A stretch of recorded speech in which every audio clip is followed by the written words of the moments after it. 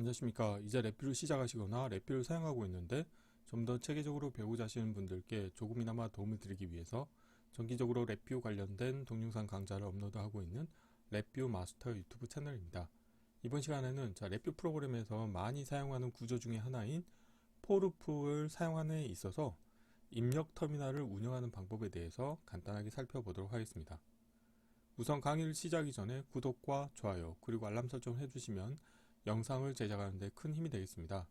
그리고 관련된 시습코드는 네이버 카페를 통해서 업로드하고 있으니 소스코드가 필요하신 분들은 네이버 카페를 참고하시면 좋을 것 같습니다. 자, 랩뷰 프로그래밍을 하실 때 이제 프로그램의 구조를 사용하시려고 하면은 블록 다이어그램의 함수 팔레트에서 프로그래밍 카테고리 아래에 가보시게 되면은 이제 구조라고 하는 카테고리가 있고, 관련된 카테고리 아래에는 포르프, 화일 루프, 다음에 케이스 구조도 있고요. 그 다음에 이벤트를 핸들링하기 위한 이벤트 구조, 매트랩 코드를 불러오기 위한 매스 스크립트 노드 등등이 많이 있습니다.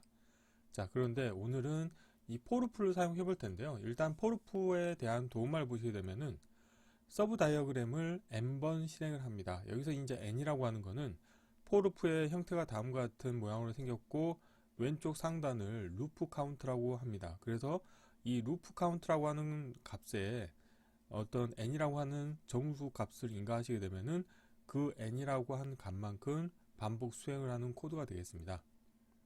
그런데 여기에서는 왼쪽 하단에 보면은 i라고 되어 있는 부분이 있는데요. 이거는 반복 터미널을 나타내고 있습니다. 그래서 이 반복 터미널 같은 경우는 1회 수행하게 되면은 인덱스가 0부터 1씩 증가가 됩니다. 그래서 반복 터미널이 예를 들어서 5다 그러면 실질적으로 동작한 거는 6번 동작했다고 보시면 되겠습니다. 그래서 이 반복 터미널이라고 하는 거는 0부터 n-1 범위의 현재 루프의 반복 수를 나타내고 있습니다. 그래서 포르프를 운영하실 때 현재 포르프가 몇 번째 수행하고 있는지를 모니터링하고 싶다 그러신 경우에는 이 루프 반복 터미널 쪽에 인디케이터를 하나 만드셔서 확인하시면 좋을 것 같겠고, 만약에 이 인디케이터 값이 헷갈린다 그러면은 증가함수를 이용을 하셔가지고 2를 더해 주시게 되면은 그 인디케이터 값 자체가 루프의 반복 횟수가 되겠습니다. 자, 오늘 시습할 내용은 우선 사용자 인터페이스 같은 경우는 이제 카운트라고 하는 정수형 인디케이터가 있게 되겠는데, 자, 블록 다이어그램 코드를 보시게 되면은 카운트라고 하는 거는 포르프의 반복 터미널의 출력 값에 더하기 2를 해서 그 값을 표시하는 인디케이터가 되겠습니다. 그래서 이 카운트라고 하는 값이 여기에서처럼 6이라고 하면은 6번 반복 수행을 했다고 보시면 되겠고요. 다음으로는 이제 이 배열 인디케이터가 있습니다. 그래서 정수형 데이터 타입을 갖고 있는 1차원 배열 데이터가 있는데, 관련된 데이터는 포르프의 출력으로 연결이 되어 있는데요. 포르프의 출력 터미널 같은 경우도 디폴트로는 오토 인덱싱 기능이 활성화되어 있기 때문에 다음과 같이 오토 인덱싱 기능이 활성화돼서 출력으로 나오게 운영하실 수 있게 되어 있고, 인덱스 같은 경우는 오토 인덱싱 기능을 비활성화 시켰습니다. 자, 이런 경우에는 가장 마지막 값이 출력으로 나오는 동작을 하게 되겠고요. 그리고 오늘 시습할 내용의 핵심은 이 포르프의 입력 터미널 쪽입니다. 그래서 이제 포르프의 입력 터미널 같은 경우는 예를 들어서 원소의 개수가 6개인 1차원 배열 데이터를 다음과 같이 원소가 순차적으로 0, 1, 2, 3, 4, 5라고 하는 어떤 1차원 배열 상수를 인가를 해주셨을 때 디폴트로는 오토 인덱싱 기능이 활성화됩니다. 그런데 예를 들어서 어떤 경우에는 이 오토 인덱싱 기능을 사용하지 않고 포르프의 입력으로 1차원 배열 데이터를 그대로 받고 싶으실 경우가 있을 거예요. 그러면은 이 아래와 같이 비활성화를 시켜주시면 되겠고, 그래서 코드를 보시게 되면은 이 위에 같은 경우는 각각의 원소에 1을 더해서 출력으로 내보내는 그 패스가 되어 있고요. 이 아래 같은 경우는 1차원 배열 데이터 중에 3이라고 하는 원소가 있는 인덱스 정보를 구하는 코드가 되겠습니다. 그래서 여기에서는 지금 동일한 동작을 반복 수행하기 때문에 출력 결과값은 항상 동일하게 3이라고 하는 원소는 인덱스는 0, 1, 2, 3 이렇게 진행을 하기 때문에 3은 인덱스가 3이겠죠. 그래서 3이라고 하는 값이 계속 반복적으로 출력으로 나오게 되겠고, 자, 그리고 포르프를 운영할 때 또 중요한 것 중에 하나가 뭐냐면, 예를 들어서 포르프의 루프 카운트 값을 내가 7로 설정을 했지만 1차원 배열이나 2차원 배열, 근데 여기서는 1차원 배열이 되겠죠. 그래서 1차원 배열 데이터를 인가했을 때 오토 인덱싱 기능을 활성화하시게 되면은 원소의 개수가 6개인데 루프 카운트를 7번 하라고 하면은 루프 카운트 값보다 원소의 개수가 적기 때문에 이 적은 값에 따라서 반복 횟수가 결정이 됩니다. 그래서 여기서처럼 실제 포루프의 출력 터미널의 값은 6번 반복 수행했다고 보시면 되겠습니다. 그래서 포루프를 운영하실 때는 이런 루프 카운트 값과 그 다음에 오토 인덱싱 간의 이제 그 관계를 잘 고려하셔서 구현을 하시면 좋을 것 같습니다. 그래서 일반적으로 1차원 배열 데이터를 포루프의 입력으로 인가해 주실 때는 굳이 루프 카운트 값을 선언하지 않고 오토 인덱싱 기능을 활성화하시게 되면은 1차원 배열의 입력 1차원 배열의 원소 개수만큼 포루프가 자동으로 반복 수행되게 운영을 하실 수가 있습니다. 자, 이론은 이 정도로 마치겠고요. 간단하게 실습을 진행해 보도록 하겠습니다.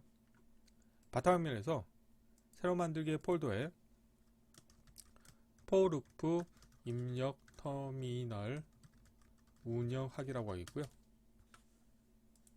경로를 복사하신 다음에 랩뷰에서 새 VI에서 도움말은 우측 상단으로 하시겠고요. 컨트롤 S를 누르신 다음에 경로를 붙여 넣으시고 테스트할 VI 이름도 동일하게 하겠습니다.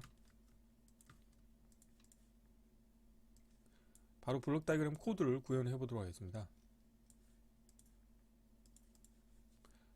블록 다이그램에서 우선 1차원별 상수를 만들 겁니다. 그래서 프로그래밍 카테고리 아래에 배열에 가보시게 되면은 배열 상수라고 하는 게 있고요. 이걸 하나 불러오시고요.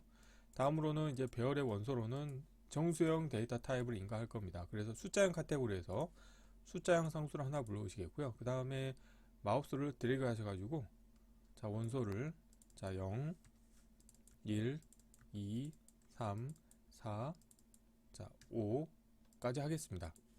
그리고 포루프를 하나 불러오도록 하겠습니다.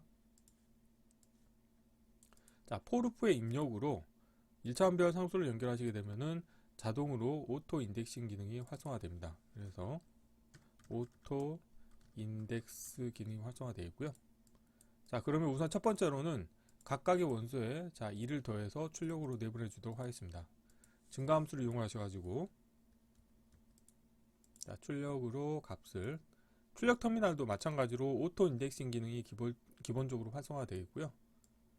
그래서 출력에서 인디케이터를 하나 만들겠고요. 그래서 라벨은 그대로 하겠습니다. 다음으로는 만약에 포루프의 입력으로 오토 인덱싱 기능을 활성화하지 않고 입력 1차원 배열을 그대로 인가하고 싶다 그러신 경우에는 마우스 오른쪽 클릭하신 다음에 인덱스 비활성화를 하시게 되면은 다음과 같이 오토 인덱싱 기능이 비활성화 되겠습니다. 오토 인덱스 비활성화를 시킨 상태가 되겠고요.